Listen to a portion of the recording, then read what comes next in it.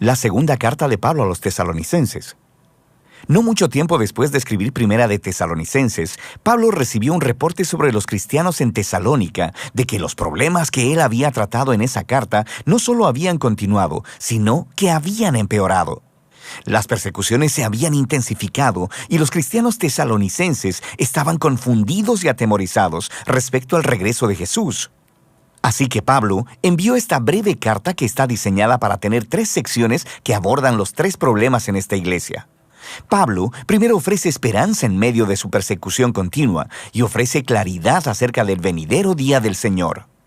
Y luego, finalmente, él reta de manera muy específica a las personas ociosas que se negaban a trabajar con normalidad. El final de cada una de estas secciones está marcado claramente con una breve oración final.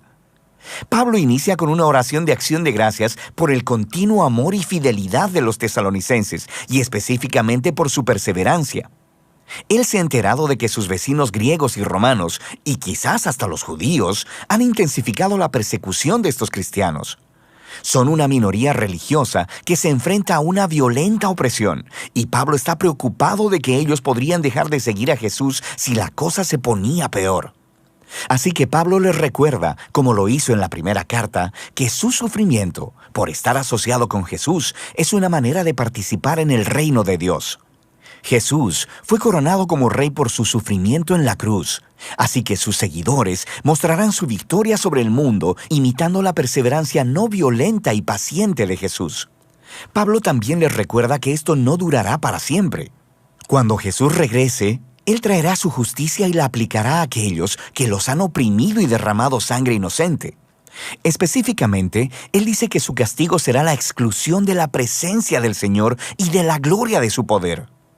Pablo aquí no especula sobre el destino de aquellos que rechazan a Jesús, excepto para decir que a lo largo de sus vidas no quisieron tener nada que ver con Jesús, y al final van a obtener lo que desean, ser distanciados de una relación con su Creador y Rey. Y para Pablo, esta es la peor de las tragedias.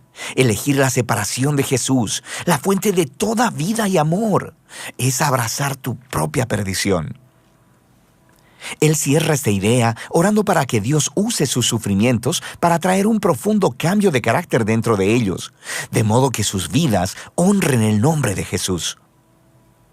Pablo entonces pasa a tratar un asunto específico relacionado con el regreso de Jesús y el día del Señor. Alguien en la comunidad de la iglesia en Tesalónica había estado esparciendo información equivocada a nombre de Pablo, diciendo que el acto final de justicia de Dios sobre la maldad humana, el día del Señor, estaba sobre ellos, que ya había llegado. Y esta gente probablemente habían estado prediciendo fechas sobre el final de todas las cosas y estaban asustando a otros cristianos. Y puedes darte cuenta de por qué. Debido a la intensa persecución, eran vulnerables a que alguien dijera que Jesús ya había venido como ladrón en la noche. Ellos habían sido dejados atrás. Quizá Jesús abandonó a los tesalonicenses en su sufrimiento. Estas palabras realmente molestan a Pablo. Están distorsionando su enseñanza. El regreso de Jesús nunca debería inspirar miedo, sino más bien esperanza y confianza. Pablo les recuerda todo lo que les enseñó acerca del regreso de Jesús cuando estaban en la ciudad, y aquí les ofrece un breve resumen. En realidad, esta explicación es demasiado corta. Este párrafo tiene muchos enigmas y problemas de interpretación, pero lo que está claro es que Pablo cita el conocido tema de los profetas Isaías y Daniel, de que los reinos de este mundo continuarán produciendo gobernantes que se rebelan contra Dios, como lo hicieron antes Nabucodonosor o el rey del norte. Estos líderes se habían exaltado a sí mismos, asignándose autoridad divina. Y para Pablo, estos antiguos reyes y profecías nos proveen imágenes y nos muestran un patrón que Pablo vio cumplido en su día, en los emperadores romanos Calígula y Nerón, y esperaba que se repitiera otra vez. Esa historia terminaría con un gobernante profundamente rebelde, empoderado por la maldad misma, alguien que desatará el caos y la violencia en el mundo de Dios, pero no para siempre.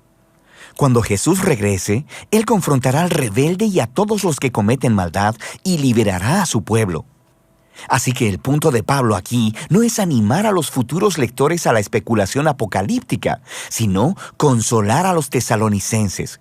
Él está recordando las enseñanzas de Jesús en Marcos 13, donde dijo que los eventos que anunciarán su regreso serían muy públicos y evidentes.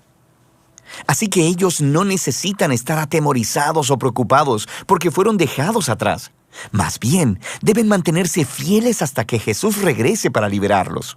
Así que, en su oración final, Él le pide a Jesús y al Padre que consuelen y fortalezcan a los tesalonicenses para que permanezcan fieles en el camino de Jesús. Lo cual lleva a Pablo a su tema final, un reto para aquellos que estaban ociosos, lo cual no significa simplemente que eran perezosos. Se está refiriendo a personas que eran irresponsables y se negaban a trabajar para sostenerse a sí mismos, resultando en vidas personales caóticas.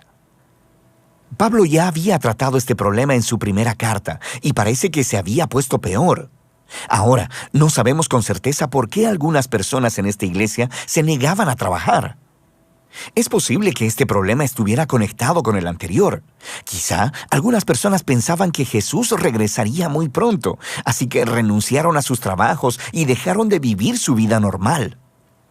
Pero es más probable que Pablo esté hablando de un problema relacionado con una práctica de cultura romana llamada patronaje. Así que tenías personas pobres viviendo en las ciudades quienes se hacían clientes, una especie de sirvientes personales de las personas ricas, y se mantenían de su generosidad ocasional. Pero habían muchas condiciones no evidentes. Esto a veces involucraba a los sirvientes en la manera corrupta de vivir de sus patrones, sin mencionar que tenían un salario impredecible. Así que esto parece ser a lo que se refiere Pablo cuando dice que estas personas llevan una vida desordenada. No están trabajando y se están metiendo en los asuntos de otros. Pablo entonces les recuerda del ejemplo que les dio cuando estuvo con ellos. Él no les pidió de su dinero, trabajó para poder sostenerse a sí mismo y para poder servir a los tesalonicenses sin tener que cobrar. Él dice que este es el ideal. Los seguidores de Jesús deben imitar el amor sacrificial de Jesús al trabajar duro para poder proveer para sí mismos, de modo que sus vidas puedan ser de beneficio para los demás. Él concluye con una oración final para que en medio de toda su confusión y sufrimiento, Dios les conceda paz a través del Señor Jesús, el Mesías. Esta breve carta a los tesalonicenses nos ayuda a ver que la creencia de los primeros cristianos sobre el regreso de Jesús y la esperanza del juicio final no eran ideas que procuraran generar especulaciones sobre las fechas de los tiempos apocalípticos. Más bien estas creencias trajeron esperanza, inspiraron fidelidad y devoción a Jesús, especialmente para los cristianos perseguidos que se enfrentaban con violenta oposición. Así que, para las generaciones posteriores de cristianos, ya sea que enfrenten persecución o no, esta carta nos recuerda que lo que esperamos que suceda moldea aquello que motiva tu vida diaria. Y de eso se trata Segunda de Tesalonicenses.